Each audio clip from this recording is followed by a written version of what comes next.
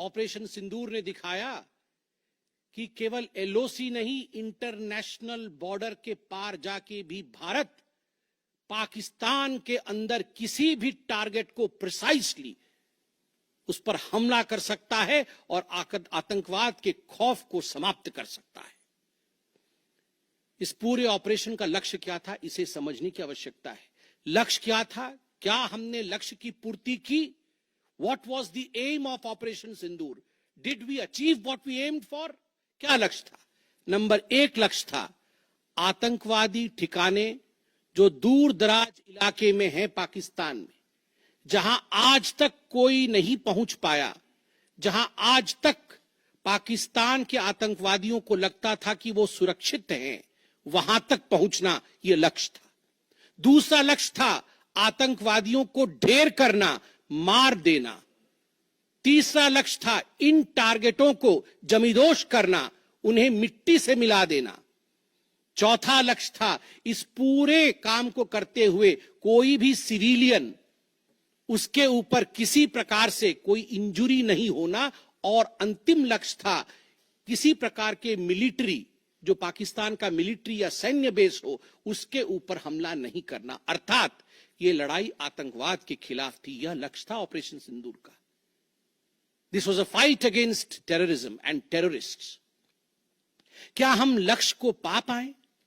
आप देखिए, जब यह हमला हुआ तो 9 ठिकाने ध्वस्त हुए, उनमें 5 POJK में थे, पाक ऑक्यूपाइड जम्मू कश्मीर में, और 4 पाकिस्तान में थे। सबसे बड़ी बात है, पहली बार पंजाब प्रोविंस, जो कि पाकिस्तान का एक बहुत स्ट्रेटेजिक लोकेशन है, पंजाब प्रोविंस उनका हृदय है पाकिस्तान का, उसके अंदर भारतवर्ष घुस करके आतंकवादियों का सफाया करता है। यह अपने आप में छोटी बात नहीं है। This is a big achievement as far as Operation Sindoor is concerned. Lashkar-e-Taiba, Jaish-e-Mohammed, Hizbul Mujahideen, इनके ठिकाने ध्वस्त होते हैं। और मैं यहां वो नाम पढ़ना चाहूंगा। ये जो 9 नाम है, 9 आतंकवादी ठिकाने, मैं आज देश से अपील करना चाहूंगा, तमाम भारतीयों से अपील करना चाहूंगा कि ये नाम हमें स्मरण करना है। आने वाले 100 वर्षों तक हमें इन नामों को याद दिलाते रहना है, दोहराना है। जब भी आतंकवाद सर उठाए तो हमें ये चित्र दिखाने हैं कि तुम्हारा क्या हश्र किया था ऑपरेशन सिंदूर ने, भारत की सेना ने, भारत की राजनीतिक इच्छा शक्ति ने और भारतीयों ने। इसलिए मैं नाम पढ़ना चाहूंगा। सवाई नाला कैंप मुजफ्फराबाद, जो POJK में है, 30 किलोमीटर दूर है LOC से, उसे ठिकाना लगाया गया। लश्कर-ए-तैयबा का ट्रेनिंग सेंटर था। 20 अक्टूबर 2024 सोनमर्ग में और 24 अक्टूबर 2024 गुलमर्ग में जो आतंकी हमले हुए थे, उसमें यहां से आतंकवादी आए थे। और सबसे बड़ी बात, 22 अप्रैल 2025 को जो आतंकवादी आकर पहलगाम में हमारे नागरिकों को मार के गए थे, हमारी बहनों के माथे से जिन्होंने सिंदूर पोंछने का काम किया था, उनका प्रशिक्षण भी इसी केंद्र में हुआ था, सवाई नाला कैंप मुजफ्फराबाद। सैयदाना बिलाल कैंप मुजफ्फराबाद, ये जैसे मोहम्मद का ट्रेनिंग सेंटर था, ये दूसरा कैंप जो ध्वस्त हुआ। गुलपुर कैंप कोटली, ये LOC से 30 किलोमीटर दूर था, लश्कर-ए-तैयबा का बेस था। और 20 अप्रैल 2023 को पुंछ में, 9 जून 2024 को जो तीर्थ यात्री को बस में हमला करके मारने का काम किया था आतंकवादी, यहां गुलपुर कैंप से आए थे जो कोटली में है, उसे ध्वस्त किया गया। बरनाला कैंप बिरगढ़, बरनाला कैंप जो 9 किलोमीटर दूर है LOC से, उसे समाप्त किया गया। अब्बास कैंप कोटली जो 13 किलोमीटर दूर है LOC से, लश्कर-ए-तैयबा का फिदाइन सेंटर है और 15 आतंकवादियों को एक साथ ट्रेन कर सकता है, उसे ध्वस्त करके गिराया गया। सरजाल कैंप सियालकोट अंतर्राष्ट्रीय सीमा से 6 किलोमीटर दूरी पर है, इंटरनेशनल बॉर्डर से। सांबा कटुआ के सामने है, और मार्च 2025 में जम्मू और कश्मीर पुलिस के 4 जवान शहीद हुए थे, उनको मारने का काम इन्हीं आतंकवादियों ने किया था जो सरजाल कैंप से आए थे सियालकोट के। उस कैंप को ध्वस्त कर दिया गया।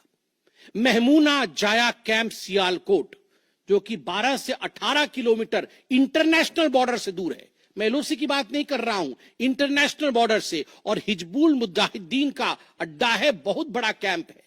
कठुआ और जम्मू क्षेत्र में जो भी आतंकवादी गतिविधि होती है, सियालकोट के इस मजनूमा जाया कैंप से आतंकवादी भेजे जाते हैं। भारतवर्ष ने उसे ध्वस्त किया। मरकज तैयबा मुरीद के, जो कि अंतर्राष्ट्रीय सीमा से 18 से 25 किलोमीटर दूर है, 2008 के मुंबई का जो हमला हुआ था 26/11 के नाम से जिसे हम जानते हैं, उसमें जो आतंकवादी आए थे अजमल कसाब और डेविड हेडली, उनकी ट्रेनिंग मरकज तैयबा मुरीद के में हुआ था। और आज मैं फक्र के साथ कह सकता हूं, गर्व के साथ कह सकता हूं कि भारत की सेना ने, भारत की राजनीतिक इच्छा शक्ति ने और भारतीयों ने मरकज तैयबा मुरीद के को ध्वस्त किया है, समाप्त किया है। मरकज सुभान अल्लाह बहावलपुर इंटरनेशनल बॉर्डर से 100 किलोमीटर की दूरी पे है।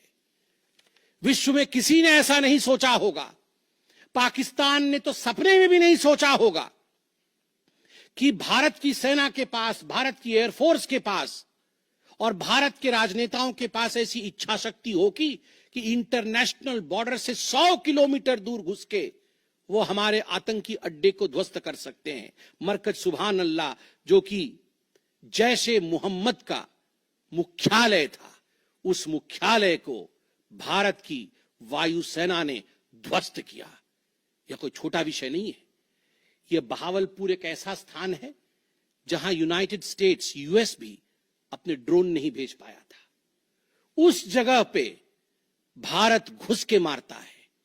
आज का भारत, आज का नया भारत यही है।